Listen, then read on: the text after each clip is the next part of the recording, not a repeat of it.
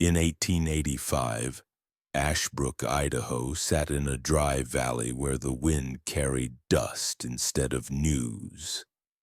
A town that looked ordinary from the wagon road but felt wrong the moment a traveler tried to sleep. The church had a plain steeple. The schoolhouse wore fresh paint, and the clerk kept his ledgers with neat little sums. Gardens climbed their fences, the livery hummed with low talk, and the streets held the tired cheer of a mining edge place that wanted to be a home. Yet one fact lived in the open without a name, because no one died here on paper, not even the weak or unlucky in Ashbrook.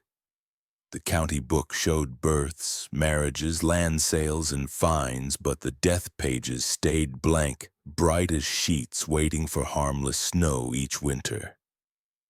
People still got sick, wagons still tipped, miners still vanished in cut rock. And yet no record opened its mouth to admit loss in town. When a shop stayed shut or a mother missed the pump, someone murmured they had gone west in the night and smiled kindly about it. The clerk nodded, closed his book at the same clean angle, and the church bell did not ring for anyone at all in those days. Still the ground changed shape because the hill behind the cottonwoods grew each season, slow and steady as bread rose under a cloth each year. New mounds swelled over old ones, crosses appeared, plain boards dark with oil, with nothing carved but the grain that looked like sleep to past. A boy tried counting, then stopped counting because the number felt like a secret that would bite if he held it in his small mouth. Travelers noticed patterns they could not name, like the mule cart moving at dawn and dusk, wheels sinking into ruts with practiced ease each day. They saw freight from the east addressed to one shop again and again, a coffin house near the creek with its windows shining like glass. Inside, a single craftsman planed boards until they lay like sheets stacked for winter, and deliveries vanished faster than anyone could ask about their pace. No sobbing greeted doors, no black bands circled sleeves, and questions in the store drew patient answers about weather, roads, and hay. Nothing seemed wrong. At night the air felt packed, as if the town had been wrapped too tight by a careful hand with quiet habits and neat fears. Dogs paced and whined at corners no one could see, and lamps burned late in windows where smoke rose straight as rods without any sound. The clerk believed in order, filed notes on fences and hog taxes, and looked like a man who wanted the world still and always clean. The pastor praised quiet hearts, spoke of peace, and said a town stays safe when everyone agrees to be good together and avoids loud grief. People nodded, children folded hands, and the bell rope slept in its cleat, while fresh dirt settled like the backs of animals breathing in silence. Names slipped from memory like fish, and a teacher kept a list beneath her mattress, then burned it after waking with hand on her throat. In the morning she told herself that fear is a kind of sin, and went to class with steady steps and did roll by habit. Mothers locked doors at dusk and taught children new games that stayed near the well. Soft games with rules about distance and watching the road. They learned to carry a day the way you carry a full bowl, slow, careful, eyes down, steps small across a shaking floor at home. Men who asked many questions soon stopped asking and learned to fix wagons, count nails, and tip hats with the right degree of care daily. In Ashbrook, the rule was simple. Hold your tongue, mind your work, and do not stare too long at the hill behind the cottonwoods ever. If you did, the air pressed harder and the mule cart seemed to pause, as if it could feel your eyes weighing from the porch. By winter, the freight books marked another shipment of boards and iron fittings, and by spring the hill had grown again 12 small mounds more. Snow melted, flowers pushed through, and the earth pretended it had not been disturbed, while the town called for silence, mercy, and order for safety. By the creek, a coffin maker cleaned tools in soap and cedar, measuring wood while Ashbrook looked away, and the hill kept its shape until morning. Elias Cray was a man who fit into Ashbrook like a stone set into the earth, silent and solid, and no one ever thought to pull him loose. His shop by the creek smelled of sap and iron shavings, a place where he spent more hours than the church or saloon ever saw. He was not a loud man, nor did he trade jokes like the ranchers or stories like the miners. People said he was decent, that he gave to the Sunday school and delivered soup to the sick, though his visits always carried a hush that left rooms colder after he left. He lived alone, in a cabin with straight walls and curtains always drawn, where the only voices were the ones he made for himself in wood. His work was admired, not questioned. Coffins from Elias were different from others. Not the rough pine boxes most frontier towns accepted, but smooth vessels of fitted joints and polished seams, the kind a wealthy family would bury in city cemeteries far from here. Each lid closed without a creak, each base lined with cloth that smelled faintly of cedar and resin. No one asked why every coffin fit perfectly, as if measured for a body not yet known. When wagons creaked from his shop toward the hill, no one followed, and when he returned with the mule alone, no one asked if he had filled one or many. Elias's hands were the kind people trusted, broad palms that held tools steady, fingers that rarely shook even in winter, nails trimmed clean though resin stained his skin black in the cracks. Yet the way he measured drew unease to those who watched closely. He would stand over a board for long minutes, chalk line in hand, and stare until his lips moved like someone listening to an answer. He cut to those lines with frightening precision, shaving corners until the box held a symmetry that seemed unnatural for something meant to rot underground. Sometimes he kept boards in the loft for months, polishing them over and over, though no one could say why. When asked, he smiled politely and said only, "For the day they're needed," and his tone closed the conversation. Children in town sometimes wandered close to his shop, drawn by the steady rhythm of the saw and the soft hum Elias made when he worked. They told each other stories about what lay inside, rows of coffins already filled, or masks carved to look like their mothers' faces. One boy swore he saw Elias bending over an open coffin and speaking into it as though a body already lay there, whispering words too quiet to carry beyond the threshold. The boy never returned to peek again. Parents scolded children who lingered near the shop, telling them not to disturb a man who worked with death. Yet those same parents nodded with pride when Elias greeted them at church. He carried no smell of drink, no stain of sin, and they convinced themselves that his business was holy work, providing dignity to those the town preferred not to name. On Sundays, Elias sat near the back of the chapel, his Bible bound in dark leather, his eyes lowered when hymns rose. He did not sing, but mouthed the words in silence, and people forgave him, believing his trade gave him a deeper sorrow than others could bear. The pastor often praised his generosity, remarking on how Elias kept the poor from shame by gifting coffins when sickness swept. No one asked how Elias always had the exact number needed, never one too many, never one short. In his ledger, payments were marked in neat columns, but often names were missing, replaced only with symbols, a cross, a small circle, or 3 slashes drawn by his hand. The clerk once questioned this, but Elias's look was calm, unreadable, and the matter was dropped. At night, Elias worked by lamplight, the glow cutting through the workshop windows like slits of fire in the dark. Neighbors passing on the road saw him moving with mechanical steadiness, planning and sanding, his shadow bending low over each coffin as if bending to kiss something unseen.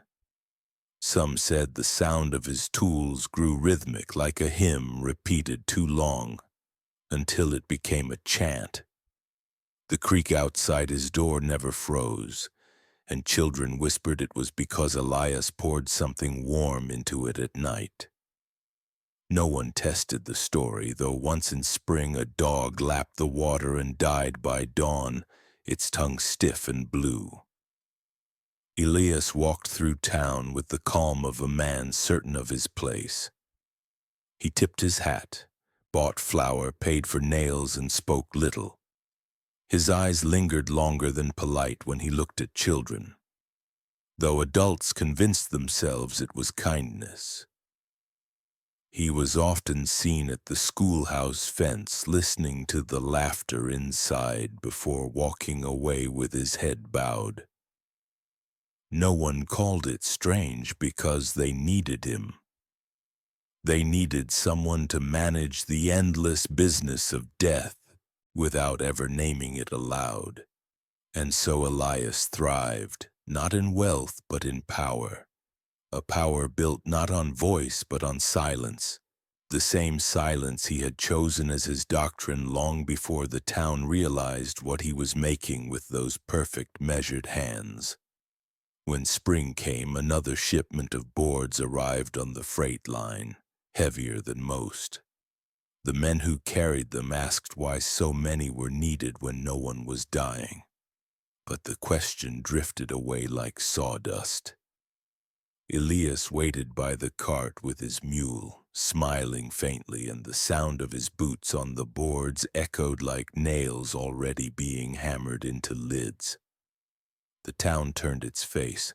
The hill behind the cottonwoods grew again, and Elias Cray's hands kept working, smoothing coffins for those not yet gone but already claimed.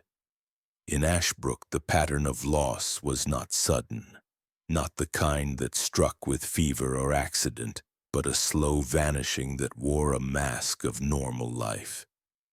A child played at the well one week, and by the next the family's cabin sat shuttered with weeds at the door. A miner bought flour and tobacco on a Monday, and by Friday no one spoke his name, as if he had never walked those dusty streets at all. When travelers asked about the gaps, townsfolk gave the same gentle answer. They moved west. It was always west, always spoken in the same tone with a smile just wide enough to end the conversation. No wagons were seen leaving, no trails packed with supplies, no neighbors helping load. Ashbrook told itself these people had sought new land, and silence sealed the rest. One woman, Clara Murchison, noticed more than most. She was the school teacher, a young widow whose husband had been taken by the mines the year before. Teaching gave her purpose, and her sharp eyes gave her no comfort because she saw the absences in her rows before anyone else admitted them. She would mark her roll each morning and pause at the missing names, waiting for children who would never come again. Parents rarely offered notice. Sometimes they came with excuses, illness, a move, a cousin back east. But most often they simply did not return.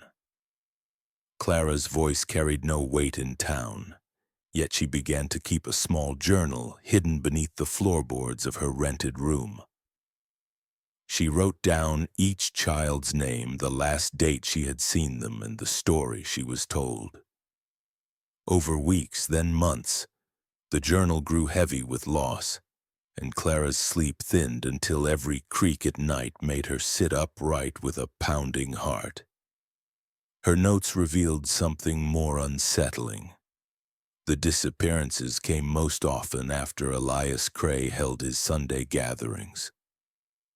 These gatherings were not official, not services of the church, but quiet evenings at his cabin where he read scripture and invited townsfolk for reflection.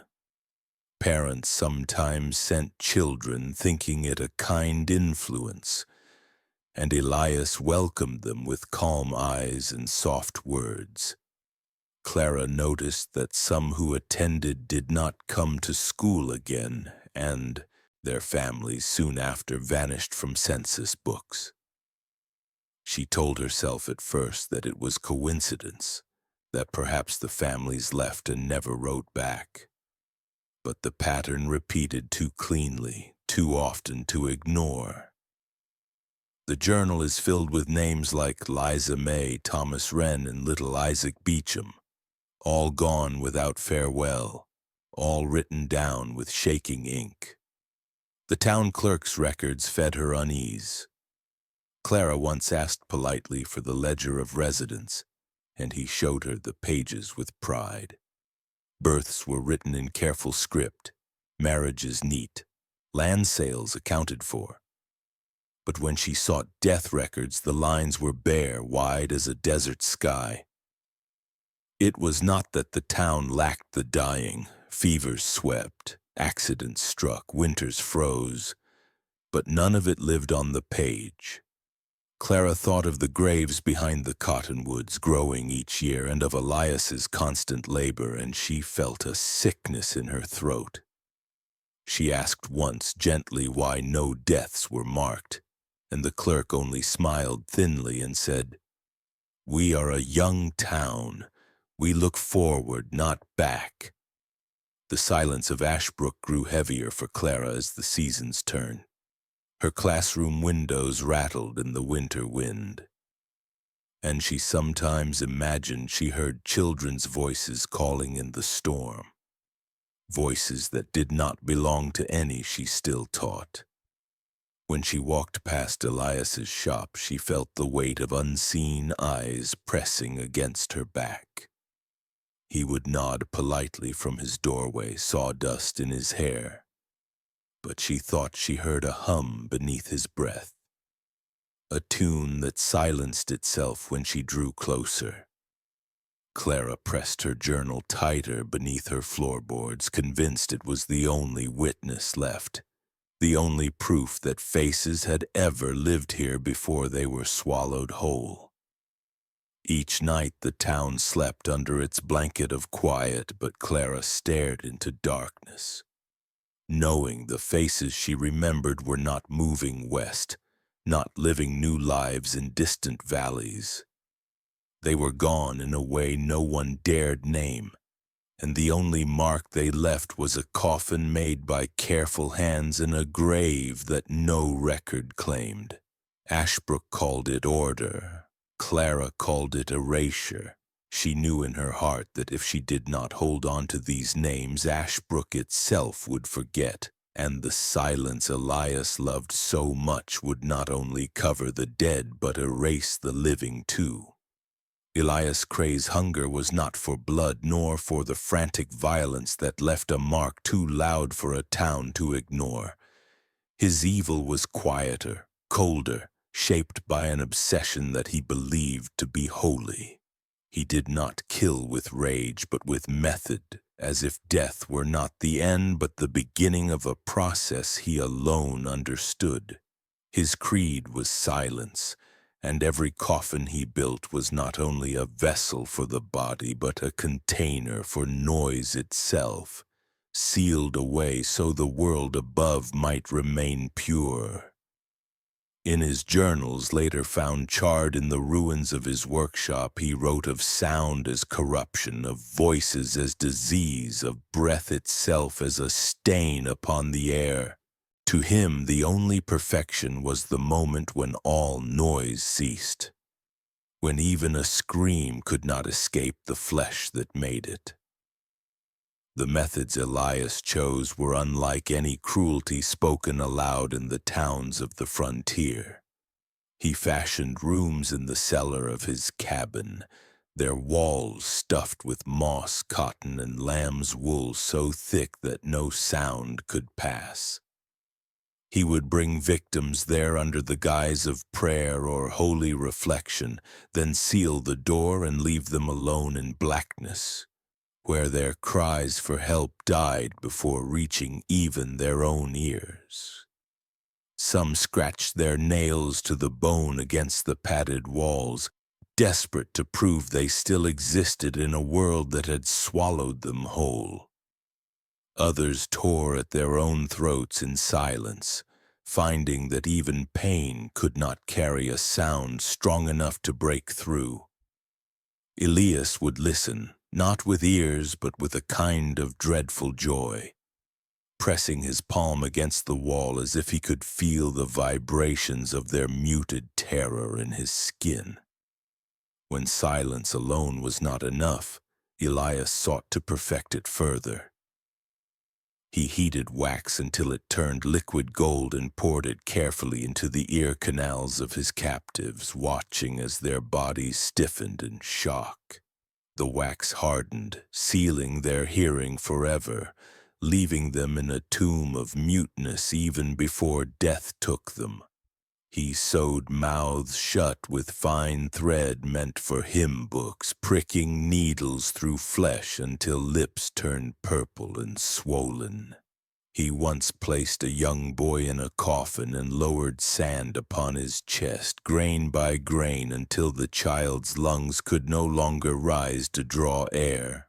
The boy's wide eyes blinked in panic, but no sound passed his stitched lips. Elias recorded in his journal, "The grain teaches patience. Each handful erases another breath. The body yields to stillness as sand yields to the tide." Others he transformed into offerings of silence by taking their tongues, carefully excising them with the precision of a craftsman cutting wood. He placed the tongues in jars of brine, preserving them as if they were relics, and then sealed the jars inside coffin lids, nailed into the very wood that would rest against the chest of the dead.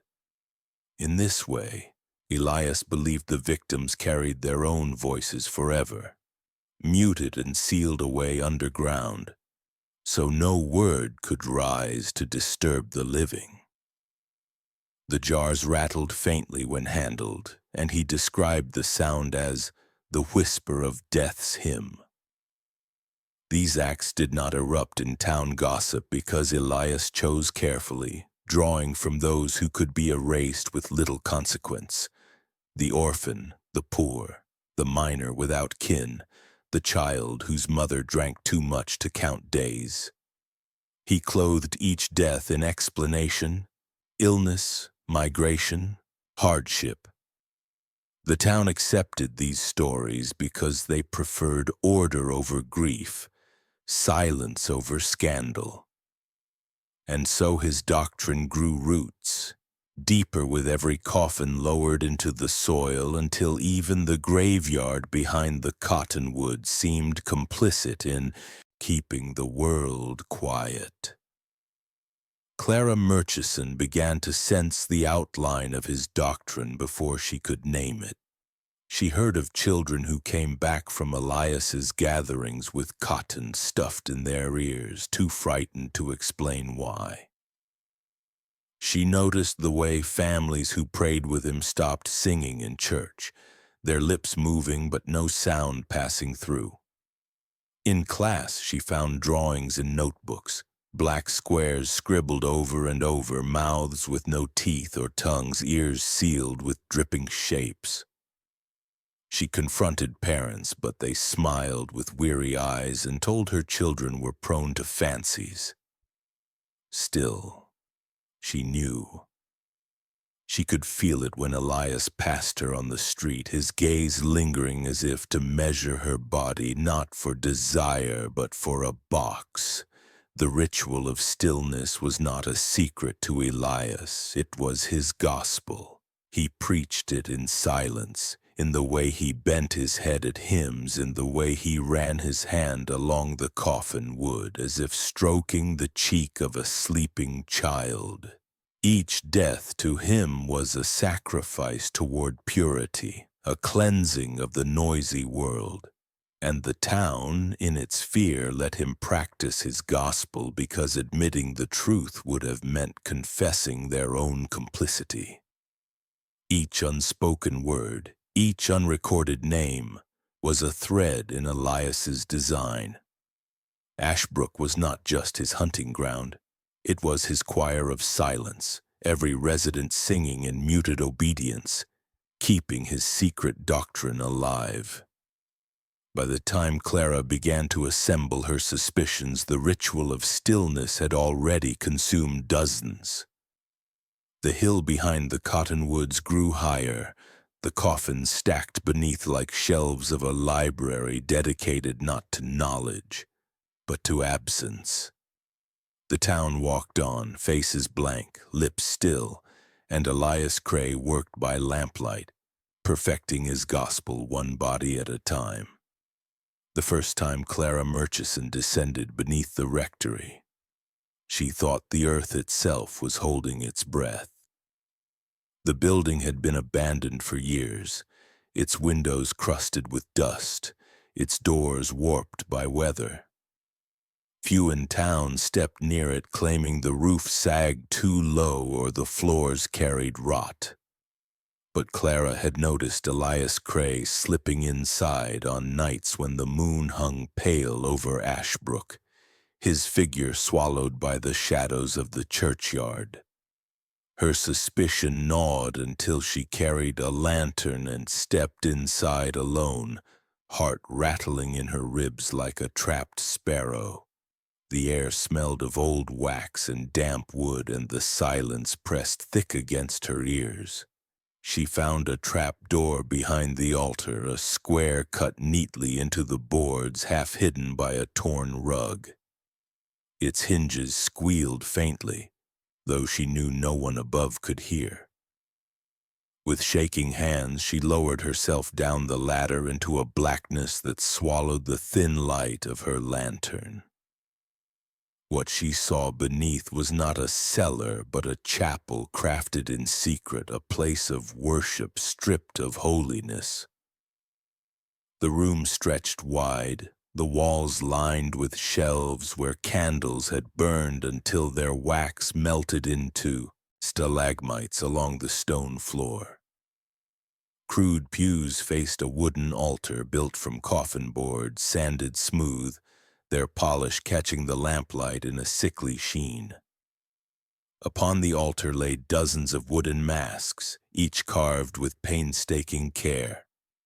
They were not the serene faces of saints, but distorted shapes, mouths open in frozen screams, eyes gouged into ovals of terror, cheeks streaked with knife marks. Their expressions captured agony with such precision that Clara recoiled, nearly dropping her lantern. She realized Elias had studied every convulsion of fear in his victims and preserved it in wood, turning suffering into icons of devotion.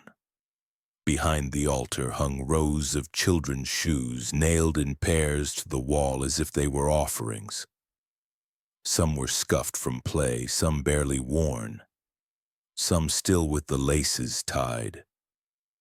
They hung there like trophies, silent proof of the countless lives that had ended without a trace above. Clara's stomach twisted and her hands trembled so violently she thought the light would shatter. She whispered the names she had written in her journal, Isaac, Liza, Thomas, and stared at the shoes as if they might answer. On the far side of the room, coffins stood upright against the wall, not yet filled but prepared, their lids leaning beside them like doors waiting for hinges. Inside, symbols had been carved, spirals and slashes that Clara did not recognize, but which seemed to repeat in every coffin Elias made. They were not random cuts, but deliberate marks, a script of silence that he alone understood. As her lantern flickered, she noticed small glass jars embedded into some of the lids, sealed with wax. Inside floated shapes pale and soft, tongues suspended in brine. The sight broke something in her because it confirmed what her mind had refused to believe. The bodies beneath Ashbrook's soil did not simply vanish. They were prepared as part of a ritual, shaped and preserved like specimens in a museum of horrors. Clara forced herself to move closer to the altar. She saw a book lying open, its pages filled with Elias's handwriting. The words described a doctrine he called the Great Quiet, in which each death was a step toward cleansing the world of noise. He wrote that the living carried chaos in their voices and that only through silence could the soul become pure. Each victim was called a vessel, each coffin a sanctuary. He believed the town itself survived only because he harvested its noise, sealed it, and buried it in the hill. Clara read until her vision blurred, until she could not tell if the lantern's shaking came from her hands or from the earth itself. She fled then, climbing back into the abandoned rectory, closing the trapdoor behind her as if that could undo what she had seen. Outside, the night was still, the moon cutting the town into sharp edges of light and shadow. She stood in the cold air, clutching her lantern to her chest, and felt the silence of Ashbrook pressing against her like a weight. For the first time, she understood that Elias's work was not random cruelty but a system, a ritual bound to faith and obsession. The town had become a congregation whether they knew it or not, and every grave behind the cottonwoods was a hymn in his chapel below. Elias Cray's journals, scattered in fragments and later smuggled from the ashes of his workshop, revealed the truth not as rumor but as doctrine. They were not diaries of a guilty man, nor the ramblings of someone fearing discovery, but sermons written in a hand steady and convinced. In them he spoke of silence as if it were a god. Noise, he claimed, was corruption. The cry of a child was disorder, the moan of the dying was weakness, and even the murmur of prayer was a stain against purity. To Elias, the world had fallen into chaos because it could not close its mouth. His gospel was simple: to erase sound was to erase sin. Each coffin he built, each ritual he performed, was an act of worship to what he called the Great Quiet. The doctrine of quiet was built on rules as cruel as they were meticulous. Elias believed the human voice was a parasite, clinging to the soul and dragging it downward. To free the soul, he argued, the voice had to be stripped away, and so he began to collect them. The journals described in calm detail how he removed tongues from his victims, washed them, and placed them in brine. He recorded the date, the name if he knew it, and the sound of their final attempt to speak before he silenced them. Then, in a ritual both methodical and symbolic, he nailed the jar containing the tongue into the coffin lid. "So that the vessel carries its own sin into the soil," he wrote, "so that the earth may eat the noise before it rises again." The pages described other cruelties with the same cold precision, as though he were cataloging insects. He explained how he measured lungs with sand poured slowly onto the chest, counting the moments until the ribcage ceased to rise. He wrote of the sweet stillness that enters when the lungs surrender, and compared it to laying wood flush so no seam remained visible. He told of sewing lips not only to prevent screams but to seal the gate of corruption, to make the mouth a wall against noise. He believed that if the mouth died closed, the soul would rise pure, cleansed of disorder. Elias also wrote of experiments with groups. He described lining children in coffins beneath the ground, leaving them for hours, then opening the lids to see who had learned stillness. Those who survived, trembling and mute, were described as cleansed but not chosen. He claimed they carried the brand of silence and would live short lives haunted by the memory of what purity demanded. Those who perished were recorded with chilling admiration. They carried their breath into the quiet and gave it freely. To Elias, their deaths were offerings, each one feeding a balance only he could perceive. Clara Murchison, reading these journals in the hidden chapel, understood then why Ashbrook had chosen to look away. To name these crimes would mean admitting the town itself had bowed to the doctrine. Parents who gave their children to Elias's gatherings, whether out of desperation or obedience, had allowed this creed to flourish. Officials who accepted Elias's tithes had funded the silencing. Even the pastor, with his sermons about peace, had unknowingly preached a chorus that blended into Elias's gospel. The doctrine of quiet was not Elias's madness alone. It was a seed nurtured by the soil of an entire community's silence. The journal spoke of noise as contagion, comparing it to plague. Noise spreads as fever spreads, he wrote. One voice infects another, a scream is heard, it makes two more. Noise breeds until the world is consumed. I am the cure. In these words, Clara saw the mind of a man who believed himself savior, not killer. He did not murder for pleasure, but for order. Every death was to him a cleansing act, every coffin a scripture written in wood. The townspeople were his congregation, not by choice, but by compliance, their silence proof of their faith. The cruelty Elias designed was horrifying not because it was wild, but because it was organized. He thought in symbols and systems, giving each death a meaning that transcended the victim.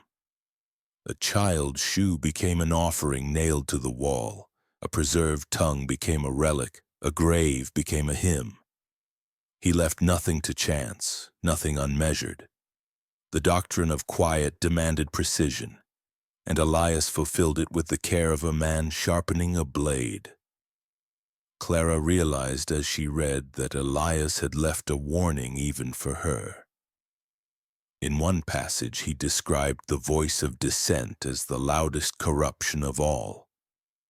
Those who tried to expose him were, in his eyes, diseased, carrying noise so loud that it threatened to undo his entire work. The dissenting tongue must be buried deeper, he wrote. The loudest must be the stillest. Clara knew then that her journal of names, her whispered questions, her refusal to join in the silence had already marked her as one of these dissenters. Elias had measured her long before she realized it. She was not an observer standing apart from his doctrine. She was already written into it, her silence planned, her coffin waiting. The doctrine of quiet was not madness contained in a single man, it was an infection of thought, a philosophy dressed as purity. It had already shaped Ashbrook into a town where death was never recorded, where voices vanished without cry, where coffins multiplied in secret while the streets above carried on with polite nods and empty ledgers. Elias believed the world outside Ashbrook would one day fall into the same noise, and that only through disciples like him would it be saved. He ended one sermon with words that chilled Clara's blood. "The world will thank us for our silence, though it will never know who we were." And so the doctrine grew, buried beneath the cottonwoods, carved into the wood of every coffin, written in the absence of names from every page of the clerk's book.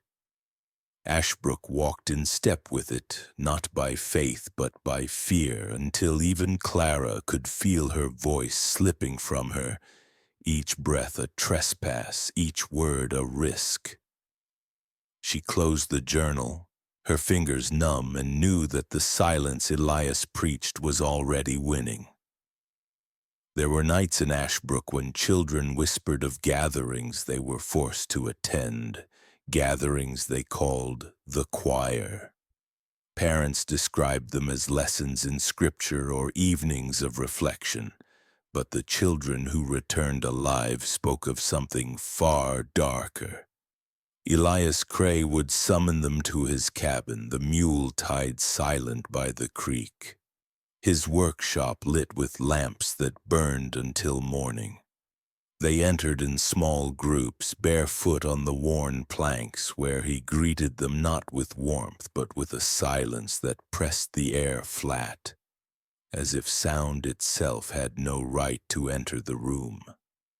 He lined them in rows and told them they must practice holy quiet, that their noise was sickness, and that only by learning stillness could they be cleansed.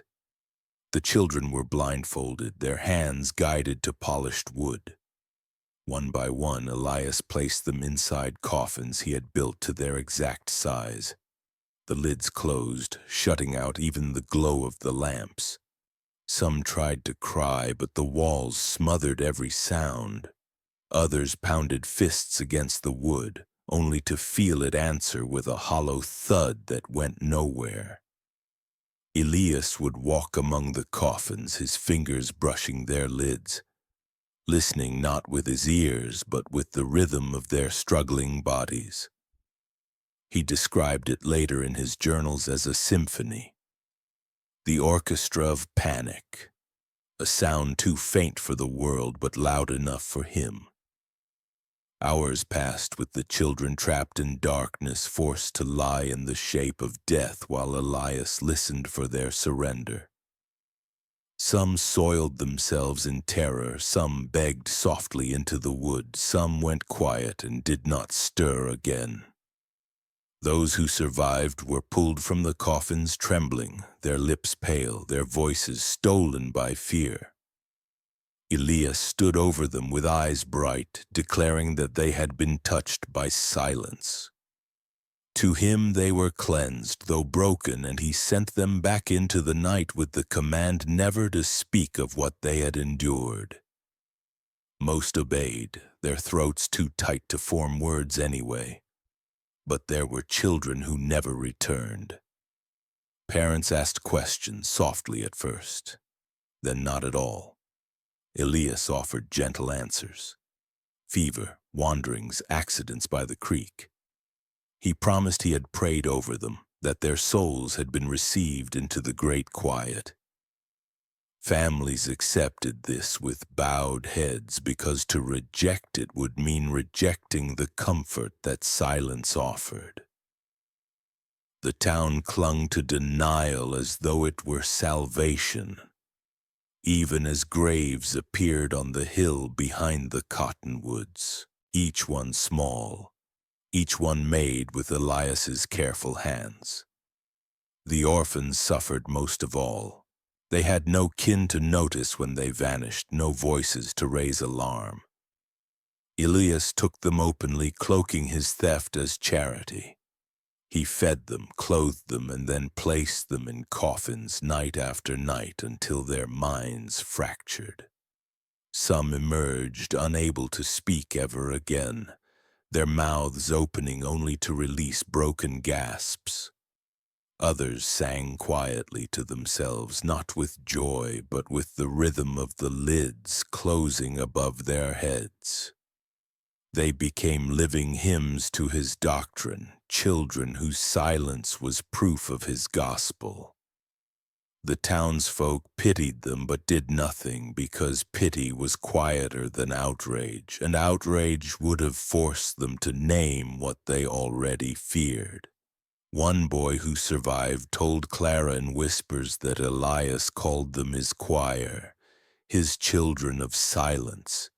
He would line them before the altar in the hidden chapel, blindfolded, their voices stolen, and listen to them breathe together as if it were a hymn.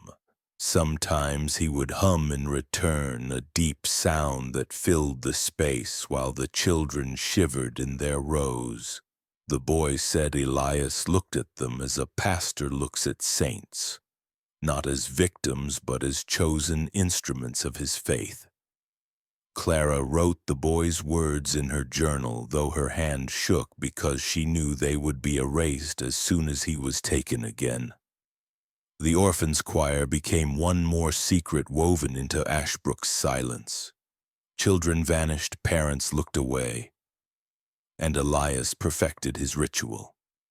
The town lived above as though nothing had changed, while below, in the dark, the choir sang without sound, each breathing a note in Elias's hymn to the great quiet. Ashbrook was not only Elias Cray's work. His doctrine of silence found root in soil already softened by the town's own hunger and fear.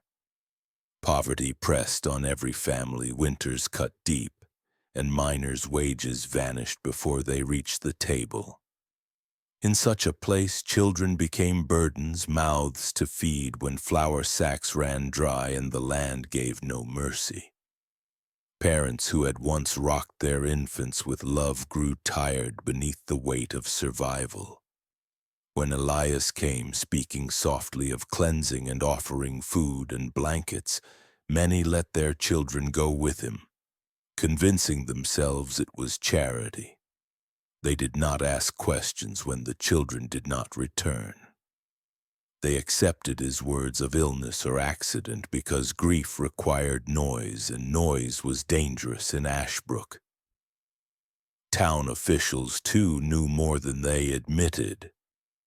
The sheriff, whose salary was paid partly through Elias's generous donations, closed his eyes to the rumors. He told anyone who asked that Ashbrook was a safe town, that families moved west for better land, and that no crime stained their streets. The pastor, who preached each Sunday of peace and obedience, took Elias's tithes with gratitude, never asking why his hands smelled of resin and iron. Even the county clerk, who left his death ledgers empty, played his part in the silence, telling himself that erasing names was kinder than writing them down. Each man carried his own justification, each convinced that to keep the town calm was better than to stir it into outrage. The businesses thrived on Elias's presence. His coffins were works of craft, bought not only by Ashbrook but by neighboring towns that admired their polish and symmetry. His coin passed through the saloon, the general store, and the church collection plate. People who should have seen what he was became dependent on him instead. A merchant who sold him nails and polish did not want to believe where they were used. A seamstress who lined the coffins with cloth told herself she was making beds for the tired. The gravedigger drank from Elias's hand, burying the boxes with care, and spoke no word about how many there were. Everyone benefited, and so everyone looked away. Some parents openly gave their weakest children. In whispered exchanges at night, they admitted they could not feed them through the winter. They brought them to Elias's cabin, tears drying on their cheeks, and handed them over as if surrendering them to God. Elias welcomed the children with calm eyes and measured hands, thanking the parents for their faith. The next day, those same parents walked the street in silence, holding tighter to the children they had kept, convincing themselves it had been mercy. They never asked where the others had gone. Clara saw this complicity spreading like rot. She watched as neighbors averted their eyes when she spoke of missing pupils, as mothers pulled their children inside when she passed by. She began to realize that Elias's strength came not only from his own will but from the town's refusal to challenge him. Every grave dug behind the cottonwoods was not just his crime but theirs as well. Each unspoken question was another shovelful of dirt over a coffin. Clara felt the town itself was conspiring against her, that the silence was a living thing feeding on their fear. The hill behind the cottonwoods grew with each season, yet no one spoke of it in public. Wagons carried soil from it to the road. Children played at its base, and still the mounds rose higher. The graves were not hidden, they were plain to see. But the town treated them like weather, a natural fact not worth naming. The silence became heavier than sound, pressing on every conversation, flattening every attempt at truth. Clara began to sense that her journal was the only place where names still lived, the only voice left in a town that had already sold its soul to quiet. Elias thrived because Ashbrook allowed it. He was not a shadow lurking on the edge, but a figure welcomed into homes, praised from pulpits, supported by coin and obedience. His evil was not forced upon the town, but invited, accepted as a necessary part of survival. The people told themselves they were protecting their own, but in truth they were preserving the silence that Elias demanded. In the end, Ashbrook was not a victim but an accomplice, a town that chose to bury truth in exchange for calm. And in that choice, Elias found his greatest strength, for he no longer needed to hide. The town itself had become his choir, each person holding their tongue, each family a verse in his hymn of quiet. By the summer of 1889, Clara Murchison's journal had grown into a ledger of ghosts. Its pages carried the names of children who never came back to class, miners whose cabins stood empty, mothers who vanished from the well. She had written dates, faces, and faint sketches of the strange symbols she found carved into coffins in Elias Cray's workshop. Every time she pressed her pencil down, she felt as if she were chiseling into stone, leaving marks that might outlive her even if Ashbrook itself chose silence. But the weight of what she carried was too heavy to keep hidden. She began to speak, first in whispers to mothers at the pump, then in sharper tones to the pastor after a sermon. She pointed at the hill behind the cottonwoods, asked why the death ledger remained blank, asked how many more names would vanish before the truth was admitted. The answers were always the same: lowered eyes, uneasy silence, a warning hand upon her shoulder to let it rest. Clara confronted Elias at last, outside his shop at dusk. The air smelled of resin and smoke, and the steady hum of his tools had ceased for the day. She told him she knew about the chapel below, about the shoes on the wall, about the coffins waiting for children not yet gone. Elias did not shout or threaten. He only smiled with a stillness that chilled her more than rage could have.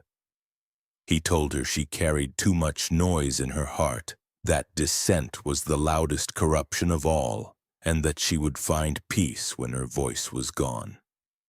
His words, spoken calmly, rang in her ears like a funeral bell. Clara left with her legs trembling but her resolve hardening. She knew then that he had already measured her, already built the box he thought she belonged in. She tried to warn others, gathering a few parents in her schoolhouse late at night, showing them her journal. Some wept, some crossed themselves, but most begged her to stop. They told her she was stirring danger, that Elias had too much hold, that to speak against him was to bring death faster. A father whispered that his child had been taken, but he could not admit it, because to name it aloud would be to accept his own guilt. They asked Clara to burn her pages, to release the town from the weight of her words. Instead, she hid the journal deeper, tucking it beneath loose planks, determined to keep the truth alive even if her voice failed. Her final weeks carried a sense of dread she could not shake. She felt watched wherever she walked, footsteps echoing behind her though the streets were empty. At night she heard the mule cart pass her window, though no wheels left marks in the dirt by morning. She began to dream of coffins closing above her, of sand pouring into her chest grain by grain, of children's shoes nailed to walls that stretched into infinity. She woke up gasping, hand at her throat as if already silenced. Yet by day she forced herself to stand before her class, teaching letters and sums, speaking louder than ever so the children would remember her voice. Then one morning she did not arrive at school. The desk stood empty, her room untouched except for the missing journal beneath the floorboards. The townsfolk muttered that she had gone back east, that she had tired of this valley, that widows often fled when the weight of loss grew too much. But the children knew better. They saw the fear in their parents' eyes, the way no one searched her cabin, the way the pastor's sermon the following Sunday was shorter than usual. His voice quieter, his gaze lingering on Elias in the back pew. The clerk closed his ledger as neatly as ever, leaving no mark of Clara's name. Only one trace remained. A young boy, small and half-starved, had slipped into the schoolhouse after Clara's disappearance. Beneath the floorboards he found a single torn page that had escaped the fire Elias set to her journal. He folded it into his pocket, too afraid to show anyone, and carried it with him until he left Ashbrook years later. On that page were 5 names, the last entries Clara had written, with hers scribbled at the bottom as if she had already known. Clara Murchison became another absence explained away, her voice smothered like the rest. She had tried to resist the doctrine of quiet, but Ashbrook was too deep in its complicity. The silence she had fought against swallowed her whole, leaving only the faint echo of a woman who dared to speak where no one else would. In the spring of 1892, fire came to Ashbrook, not as an accident, but as a cleansing no one dared name. The night was still when the first glow rose from Elias Cray's workshop by the creek. Neighbors woke to the crack of splitting beams, the air filled with the bitter scent of burning resin. The flames spread fast, climbing the walls of the coffin house as if eager to devour the very craft that had fed the town's silence for so long. Townsfolk gathered at a distance, their faces lit in orange, watching the blaze consume what none of them had dared touch in daylight. Some carried buckets but poured no water, for they understood without words that this was a fire no one was meant to fight. From within came sounds unlike any fire had made before, the pop of nails bursting from wood, the groan of lids caving in, and something else, a stench that clung to the throat thicker than smoke.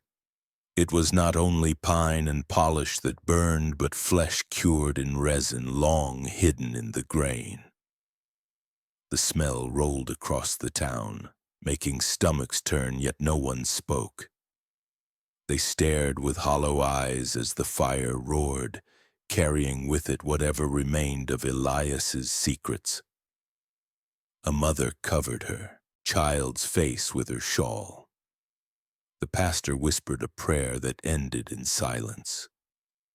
The sheriff stood with his arms crossed, sweat shining on his forehead, but he gave no order. When dawn came, the coffin house was gone, reduced to a bed of ash and charred beams.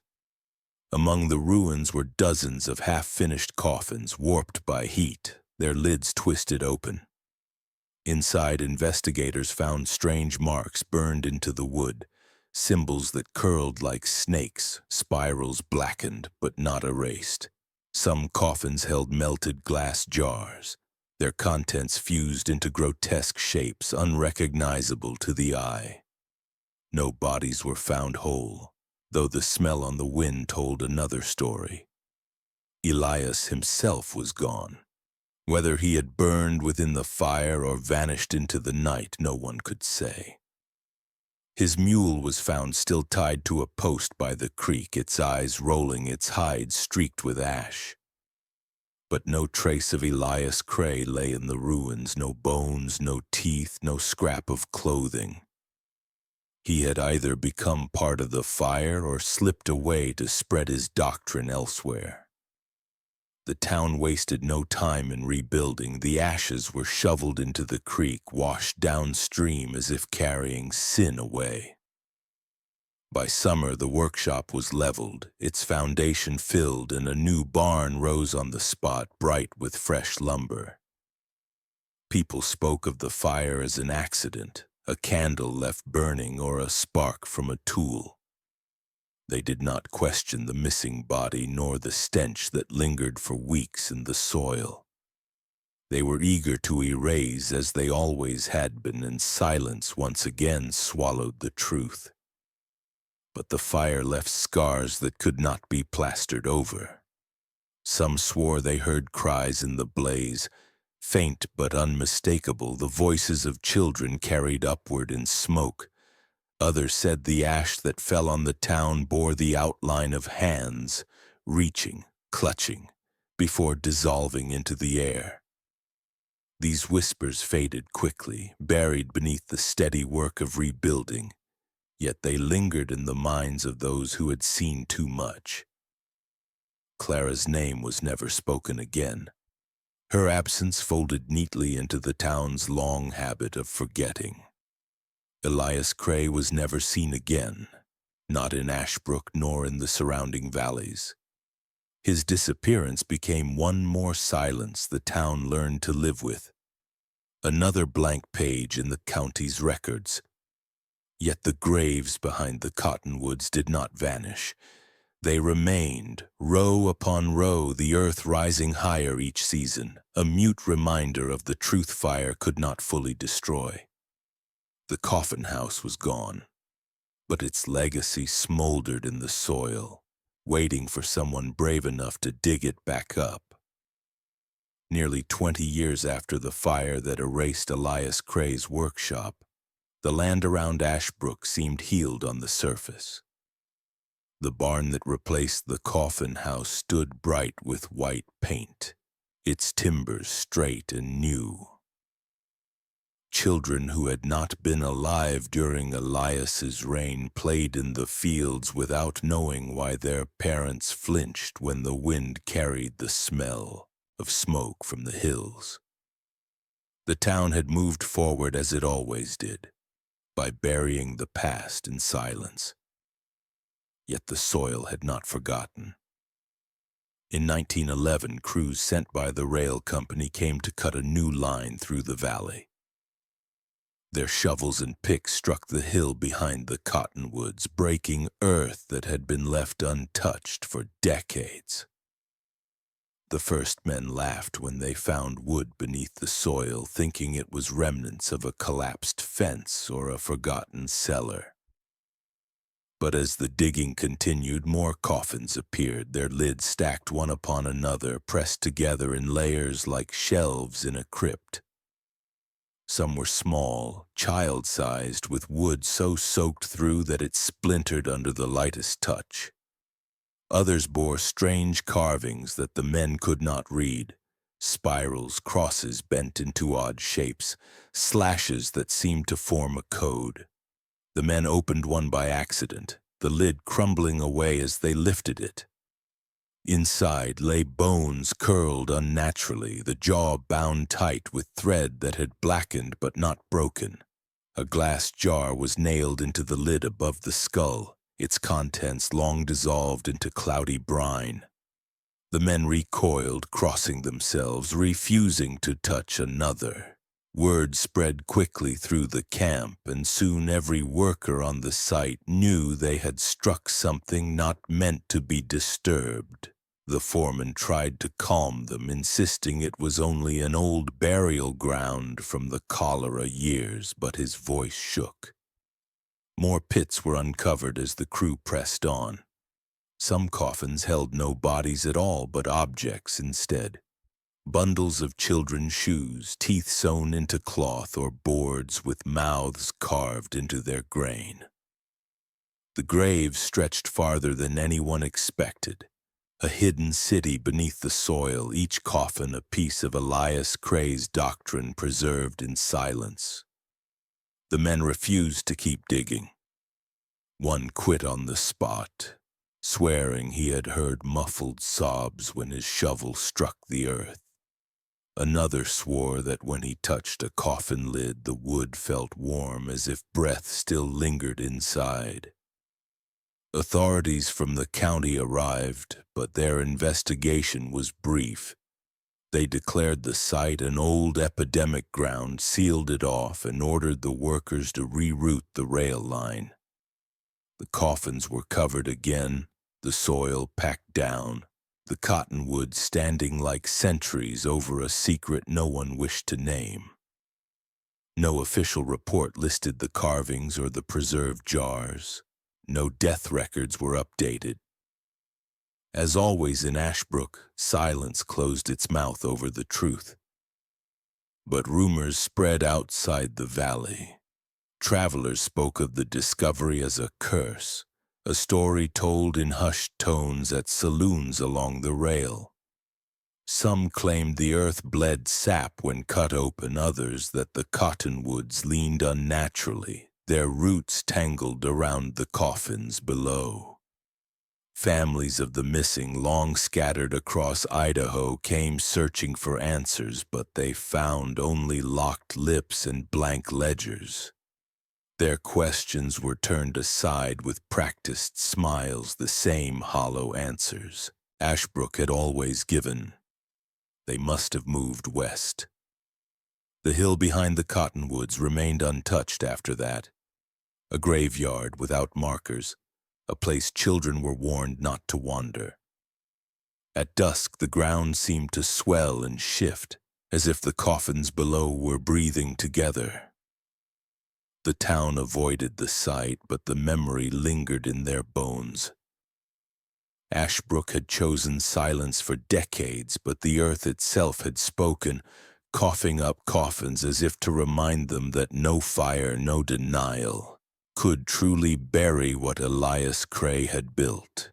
The unmarked graves were his legacy, and though the town resealed them, their presence pressed like a weight, a quiet truth waiting for the day it could no longer be ignored.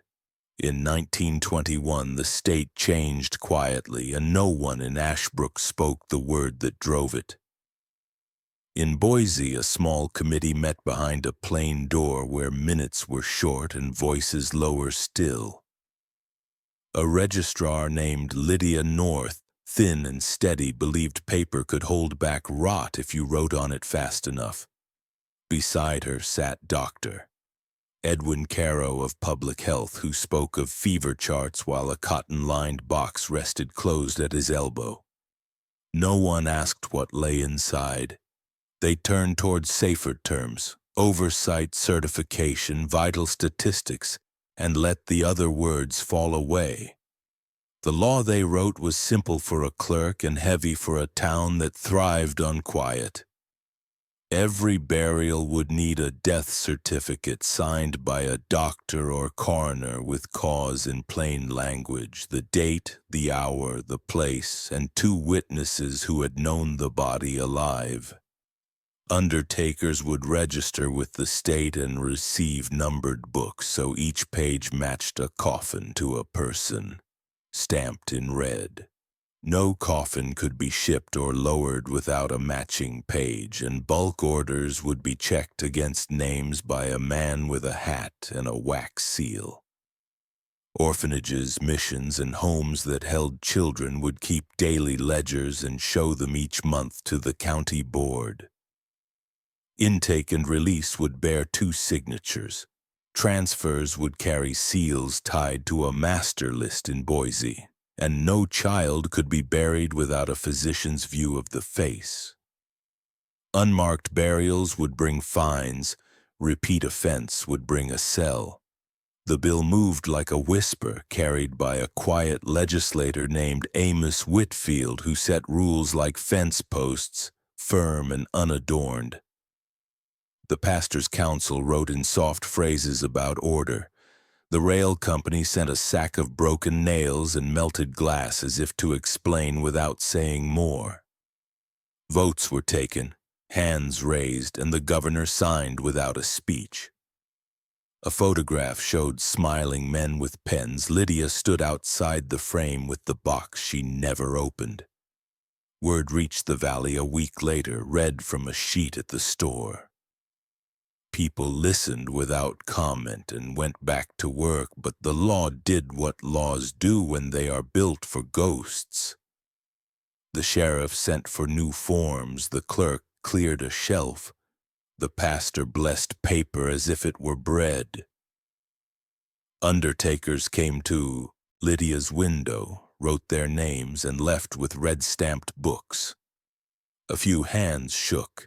A few eyes would not meet hers. Families who had carried rumors like stones came for copies.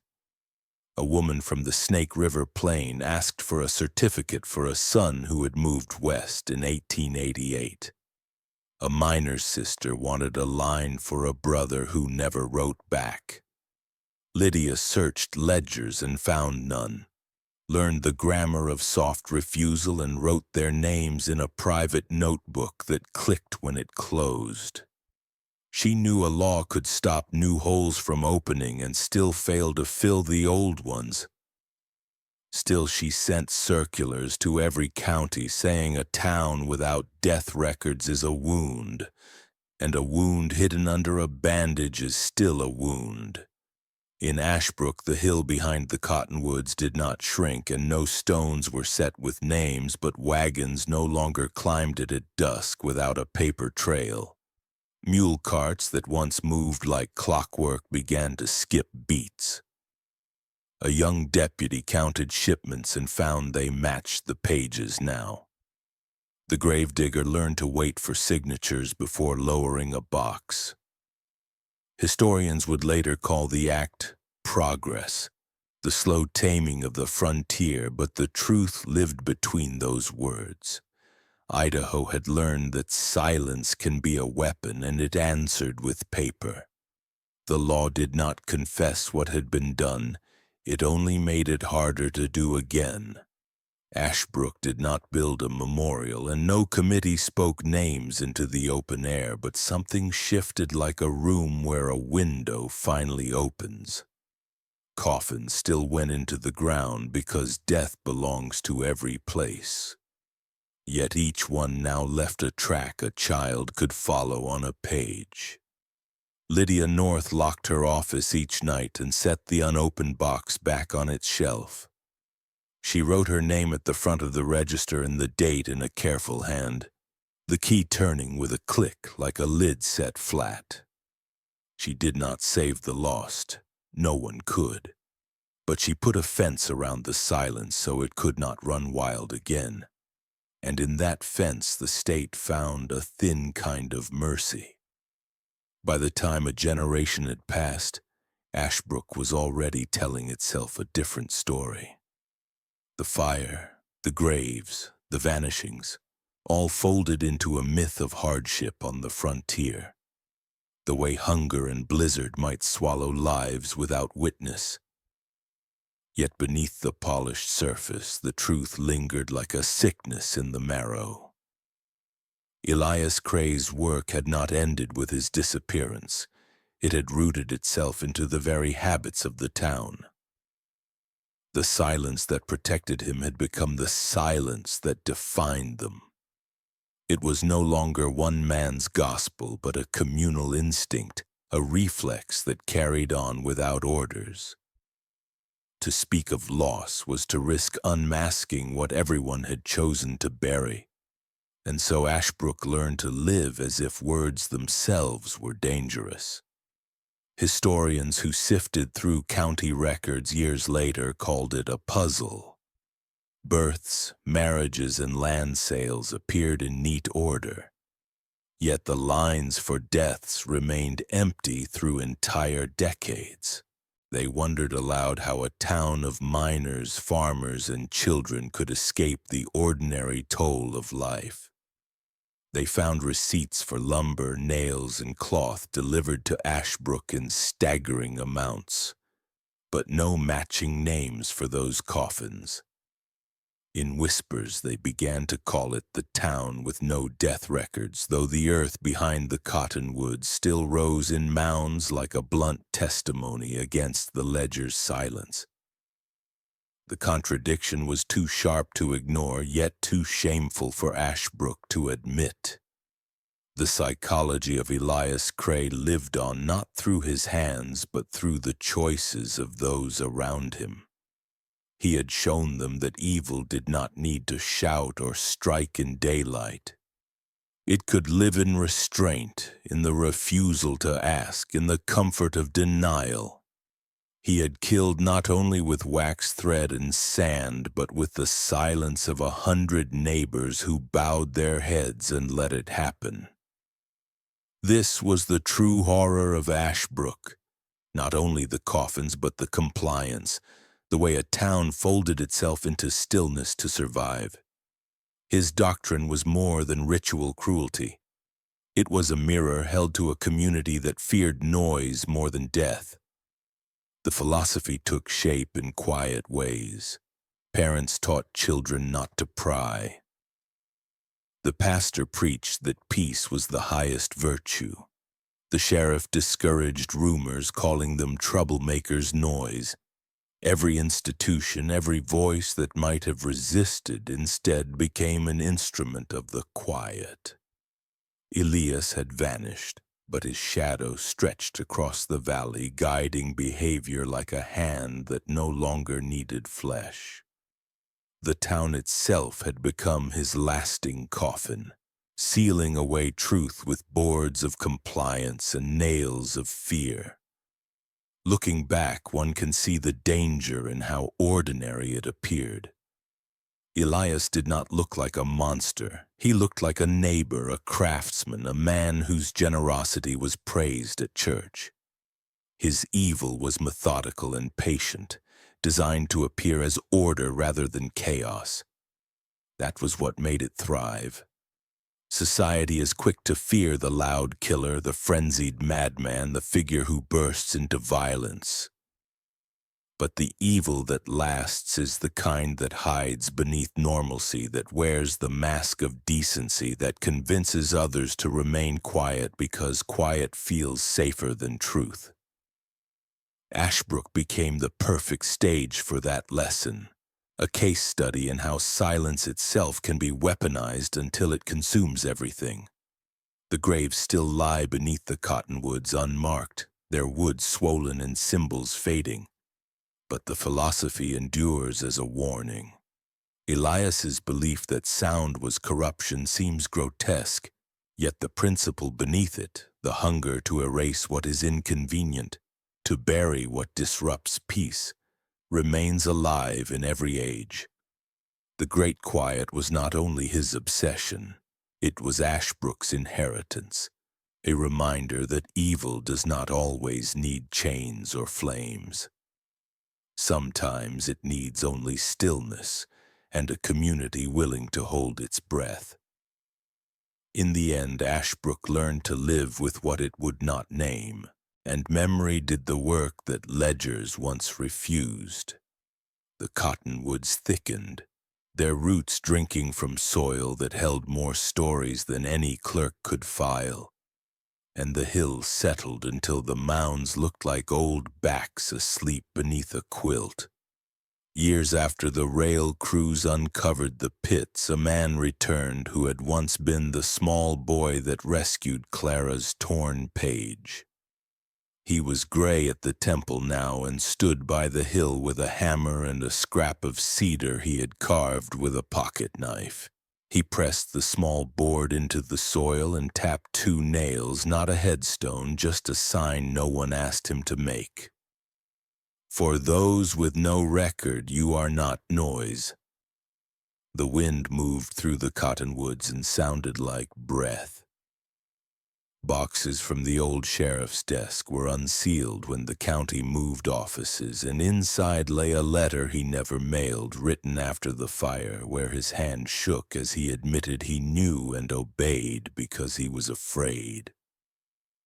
In the pastor's trunk found at an estate sale, a sermon draft carried a line crossed out hard. I took his tithe because peace feeds on compromise. These scraps did not end the story, but they left fingerprints where the official books kept none. Historians filed them into the state archive beside Lydia North's circulars, and a training for county clerks began with a rule read at the start of each class. Silence is not proof. The law Lydia helped pass stayed on the books and grew teeth. Inspectors walked through orphanages with ledgers in hand. Undertakers matched numbers to names, and any coffin that moved without a certificate was turned back at the depot. Ashbrook itself changed in small ways. The school kept a second roll of who moved and when, and each name was checked by a letter, a neighbor, a sighting on the road. The sheriff hung a map with pins for the missing and the found, and the pastor set a small box by the door marked "Tell Us." And people began to write again about the ones who did not come home. No statue rose on the hill, and maybe that was right. A monument can talk so loud it lets a town stop listening. Instead, the wind did the speaking, and the paper trails did the holding, and the ground kept its truths, while the living learned to say the soft, hard parts out loud. Elias Cray never returned, and the world never learned where he went or whether he carried his doctrine to another valley. But his shape remained like a stain you cannot scrub from a work shirt. The lesson was not his name. It was the method. How a calm face hides a blade. How decency can be used as a tool. How a community can become the hand that lowers a lid because it is tired and wants a simple life. Evil in Ashbrook did not roar. It arranged schedules, wrote checks, nodded in church, and taught neighbors to confuse quiet with safety. The coffins were the result, but the silence was the weapon. And so the legacy that matters is not the fire or the hill, but the practice the town passed on after the law. The practice of counting, of asking, of refusing to let absence be called west. If there is hope in this story, it lives in small acts. A clerk who double-checks a name. A deputy who knocks twice on a dark door. A teacher who keeps 2 ledgers and hides neither. A child who grows up and nails a sign into the ground because someone must. At dusk, the cottonwoods still sway, and the earth breathes with what lies beneath. And the town walks home with dinner pails and small talk that does not deny the hard facts. Not every loss is saved, not every grave made right. but the circle of silence is broken where it counts. When we finish the telling, we stand at the edge of the hill and let the camera hold on the cedar sign, on the mounds like a sleeping back, and on the town that learned to write what it used to hide. What do you think when you hear this quiet place speak at last? Could this happen again, where you live, where I live? And if it starts, will we notice the first missing name before the hill rises under our feet?